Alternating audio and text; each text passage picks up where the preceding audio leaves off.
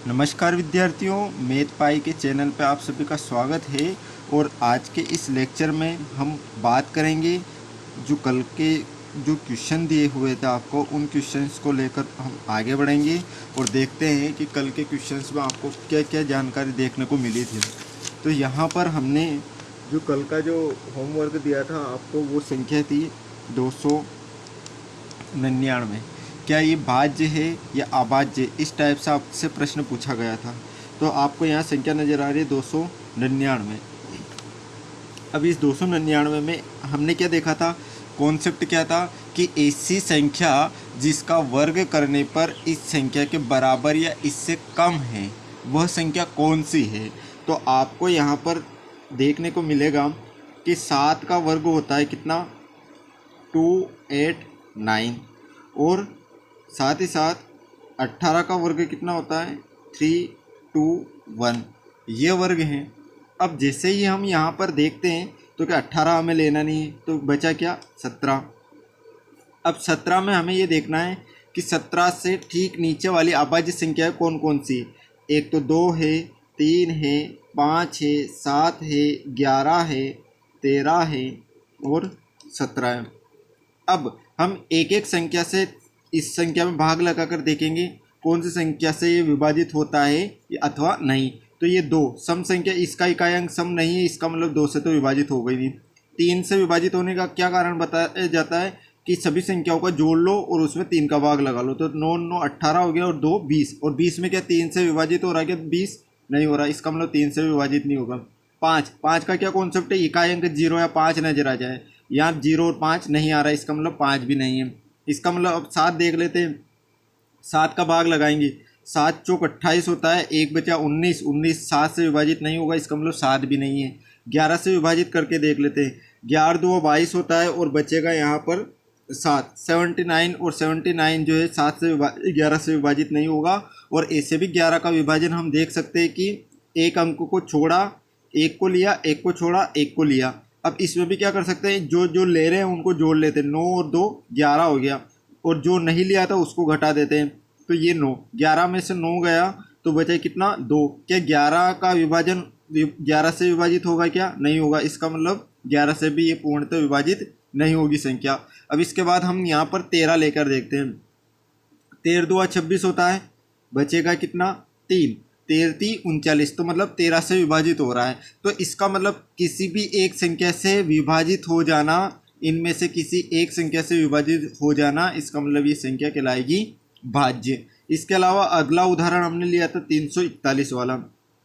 तो 341 में हम ये देख सकते हैं कि ये 2 से अगर हम ये देखें कि ये कौन सी संख्या के वर्ग के, तो यहाँ पर 18 का होता है, 18 का वर्ग कितना होता है, 324 होता है। तो यहाँ पर 18 का वर्ग होता है 324। इसका मतलब हम यहाँ पर 18 से ठीक नीचे वाली अभाज्य संख्या कौन कौन सी है, वो हो सकती है 2 3 5 7 11 13 और 17। 2 से विभाजित होगी नहीं क्योंकि सम संख्या नहीं है, ये कौन सी संख्या है, विषम है।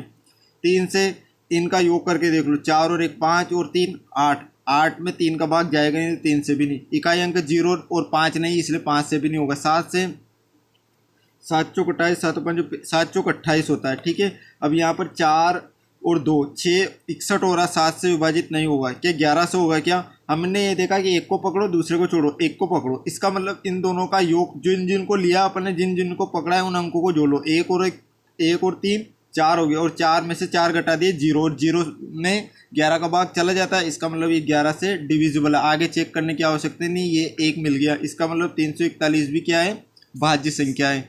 ये था हमारे 2 प्रश्न जो आपको होमवर्क दिए थे, और ये काफ़ी इंपॉर्टेंट था। यदि n एक अभाज्य संख्या है, यदि एक अभाज्य संख्या है तो इसका उत्तर क्या मिल सकता था हमें, n/2 से छोटी किसी भी अभाज्य संख्या से विभाजित नहीं होगी, ठीक है। अब यहाँ पर √n से छोटी किसी भी संख्या से विभाजित नहीं होती है, √n से छोटी अभाज्य संख्या से विभाजित होती है, √n से छोटी किसी भी अभाज्य संख्या से विभाजित नहीं होती है। तब ये संख्या क्या कहलाती है, अभाज्य संख्या। अब √n मानो या वर्ग देख लो, वर्ग देखा था हमने, तो वर्ग में से जो भी संख्या है जैसे वर्ग देखा था, और उनसे छोटी जो भी संख्या है इनसे विभाजित नहीं होती है, तब जाके वो अभाज्य संख्या कहलाती है। तो इसका उत्तर क्या रहेगा? ये रहेगा विद्यार्थियों ऑप्शन नंबर डी। अब इसके बाद हम आगे चर्चा करेंगे, खासकर काफ़ी महत्वपूर्ण रहने वाला हमारे लिए, वो है प्राइम फैक्टर। प्राइम फैक्टर जिसको कहते हैं अभाज्य गुणनखंड। अभाज्य गुणनखंड विद्यार्थियों, आपको पता होना चाहिए कि इस टॉपिक में खासकर क्वेश्चंस आए हुए हैं, चाहे वो फर्स्ट ग्रेड एग्जाम्स को लेकर हो, चाहे आरपीएससी के द्वारा लिया गया सेकंड ग्रेड एग्जाम। इसमें किस टाइप से प्रश्न पूछे गए हैं उस पर चर्चा करेंगे और उसको जानने की कोशिश रहेगी हमारी। तो इस संदर्भ में यदि हम अभाज्य गुणनखंड देखें तो गुणनखंड का मतलब क्या होता है? संख्याओं के टुकड़े, ऐसी संख्या जिनका हम टुकड़े करें तो टुकड़ों में जो भी संख्या हमें मिलेगी उनके गुणन से वही संख्या प्राप्त हो जानी चाहिए। जिस ऐसा कैसे, वो देखो आप। तो यहाँ पर 24, छोटी सी संख्या लेते हैं अपन 24। अब ये पूरी एक संयुक्त संख्या है। अब इस संख्या का हमें फैक्टर करने, मतलब टुकड़े करने, खंड खंड करने। अब खंड खंड करने के लिए हम इसके गुणनखंड करेंगे। वो कैसे करते हैं? इस प्रकार से 24 लिख दिया हमने, 2 से विभाजित होगा, क्योंकि 2 एक अभाज्य संख्या है, इससे ज़्यादा टुकड़े हो ही नहीं सकते। तो 2 से विभाजित किया हमने, तो 2 एकम 2, 2 दूआ 4, 12 बार। अब फिर 2 से विभाजित किया इसको 6 बार, फिर 2 से विभाजित किया ये 3 बार, और 3 से विभाजित किया 1 बार। इस प्रकार से हम गुणनखंड करते थे छोटी क्लासों में। अब जैसे हमने गुणनखंड किया तो यहाँ पर 2 की घात कितनी आ रही है? 1 2 3, 2 की घात 3, और 3 की घात कितनी आ रही है? 1।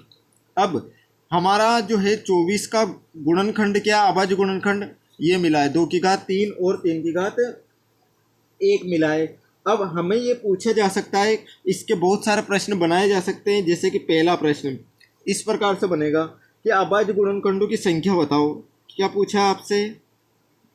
अभाज्य गुणनखंडों की संख्या।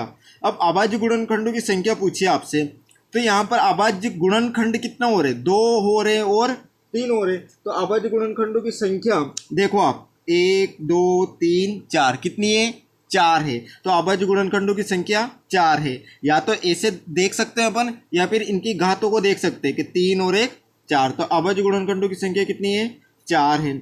अगला प्रश्न आपसे पूछा जा सकता है इसी संदर्भ में, सभी गुणनखंडों की संख्या क्या होगी? सभी गुणनखंडों की संख्या। सभी गुणनखंडों की संख्या यदि आपसे पूछा जाए विद्यार्थियों, तो आप यहाँ पर ऐसे कैलकुलेट कर सकते हो कि 2 से 4 का गुण, 2 का 2 के साथ गुणा करेंगे तो 4 आ जाएगा, फिर 4 का और 2 तिया 6 होता है। तो ऐसे आपको मेजरमेंट करने में काफ़ी ज़्यादा प्रॉब्लम साबित होगी। तो इससे बढ़िया तरीका क्या है कि सभी गुणनखंडों की संख्या अगर आपको कैलकुलेट करनी है तो क्या करना है कि जो भी आपको घातें मिलती है अभाज्य गुणनखंडों की संख्या की, जो भी घातें आपको मिलती है, जैसे कि यहाँ 3 है और यहाँ 1 है, तो इनमें एक एक ऐड कर लो। जैसे कि 3 में 1 ऐड कर लिया मैंने, 1 में 1 ऐड कर लिया, और इनका आपस में क्या कर लिया? गुणा कर लिया। तो 3 और 1 4, और 1 और 1 2। तो यहाँ पर 4 दूआ 8। तो सभी गुणनखंडों की संख्या कितनी मिलेगी? हमें 8 मिलेगी। ये बात आपको याद रखना है। अगला प्रश्न क्या पूछा जा सकता है? सभी गुणनखंडों का योग। सभी गुणनखंडों का योग। सभी गुणनखंडों का योग आपसे पूछे कि इनका योग क्या है, तो आपको क्या करना है कि जो भी आपको अभाज्य संख्या मिलती, जैसे 2 मिला है, ठीक है, 3 मिला है। अब 2 की अधिकतम घात कितनी है? 3 है। तो शुरू कहाँ से करेंगे? 0 से। तो 2 की घात 0, 2 की घात 1, 2 की घात 2, 2 की घात 3, अधिकतम 3 घात तक देख लिया हमने। यहाँ पर कोष्टक बंद कर दिया। फिर इसके बाद कोष्टक चालू, 3 की घात अधिकतम 1 है तो 0 से शुरू करेंगे और अधिकतम घात तक पहुँचेंगे। ये रहा इसका। अब जैसे ही हम इसको सरल करते हैं तो 2 की घात 0, किसी भी संख्या की घात 0 होना इसका मतलब 1, 2 की घात 1 का मतलब 2, ठीक है, और 2 की घात 2 का मतलब 4, और 2 की घात 8, 3 का मतलब 8, और यहाँ पर 3 की घात 1 का 0 का मतलब 1, और 3 एकम 3, ठीक है। अब यहाँ इनको जोड़ लेते हैं, 8 और 4 12, यहाँ पर हो जाएगा 14 और 1 15, इसके साथ गुणा में रहेगा 4, और 15 चौक 60। तो यहाँ पर सभी गुणनखंडों का योग कितना रहने वाला है? 60 रहने वाला है। इसी संदर्भ में हम एक सवाल और लेते हैं ताकि हमारी यहाँ पर सारी चीज़ें क्लियर हो सके।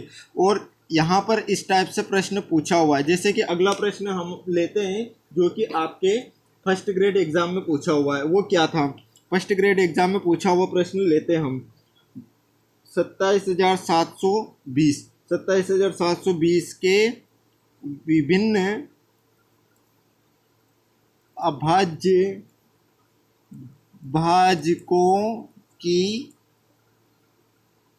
संख्या। ये क्या पूछा हुआ है? Different number of divisible prime factor. अब यहाँ पर डिफरेंट क्या है? विभिन्न पूछा है अभाज्य भाजकों की संख्या। तो सबसे पहले इस संख्या को लेते हैं। इस संख्या के सबसे पहले हम करेंगे अभाज्य गुणनखंड। अभाज्य गुणनखंड करेंगे तो ये यहाँ पर 2 से विभाजित होगा। 2 एकम 2 और 2 तिया 6, बचा यहाँ पर 1 और यहाँ पर 17 है। 2 8 16 और बचा 1, 2 छंग 12 और ये 0। फिर इसको 2 से विभाजित करेंगे। 2 छंग 12 और 2 9 18 और 2 तिया 6 और 0। फिर 2 से विभाजित करेंगे। 2 तिया 6 और यहाँ पे 2 चौक 8 और 2 छंग 12 और 2 पंजे 10। क्या अब 2 से विभाजित होगा? नहीं होगा। तो क्या करें कि 3 से विभाजित करके देख लेते हैं। 3 एकम 3, 3 एकम 3, तीनों पाँचों 15, तीनों पाँचों 15। क्या ये 3 से वापस विभाजित होगा? बिल्कुल होगा। 3 से 3 तिया 9, बचा कितना यहाँ पर? 9 के बाद कितना बचेगा? 2, 3 छंग 18, तीनों 7 21, तीनों 8 24 और तीनों 5 15। फिर यहाँ पर ये किससे विभाजित होगा? 3 से विभाजित हो रहा है क्या? चेक कर लेते हैं। 3 से विभाजित होने का अब आपको समझ में आ रहा है कि मैं इतना जल्दी कैसे कर पा रहा हूँ। तो आपको ये ध्यान रखना है कि 3 से विभाजित होने का मतलब चेक कर लेते हैं अपन कि सभी संख्याओं का योग 3 से विभाजित होगा या नहीं होगा। तो 8 5 हो रहा है यहाँ पर कितना? 13 और 3 16। 3 से विभाजित होगा क्या? 16 नहीं होगा। तो फिर इकाई अंक 5 नजर आ रहा, तो 5 से 5 7 35, 5 7 35। फिर ये किससे विभाजित होगा? 7 से। 7 एकम 7, 7 एकम 7। फिर किससे विभाजित होगा? 11 से। तो ये एक बार। तो यहाँ पर हमें देख पा रहे हैं कि 2 की कितनी पावर है? 1 2 3, 3 बार है। इसके बाद 3 कितने बार हैं? 2 बार हैं। 3 2 बार है। 5 कितनी बार है? 1 बार है। और 11 कितनी बार है? 1 बार है। तो आपसे क्या पूछा था? विभिन्न अभाज्य भाजकों की संख्या। विभिन्न डिफरेंट होनी चाहिए। 2 1 बार आ रहा, 3 5 11, ठीक है ना। और 7 भी तो आ रहा है विद्यार्थियों, ये 7 भी लिख दिया मैंने। तो कितने अभाज्य हमारे पास? 5 है। कितने हैं? 5 है। ये फर्स्ट ग्रेड एग्जाम्स में पूछा हुआ क्वेश्चन है। इसके बाद सेकंड ग्रेड में भी इसी टाइप से एक प्रश्न पूछा था, वो आपको करके बताना है। वो आपके लिए होमवर्क रहेगा कि सभी अभाज्य गुणनखंडों की संख्या। 6480 के सभी अभाज्य गुणनखंडों की संख्या आपको बतानी है। मिलते हैं नेक्स्ट वीडियो में, तब तक के लिए मुझे दीजिए इजाज़त। धन्यवाद और जय हिंद।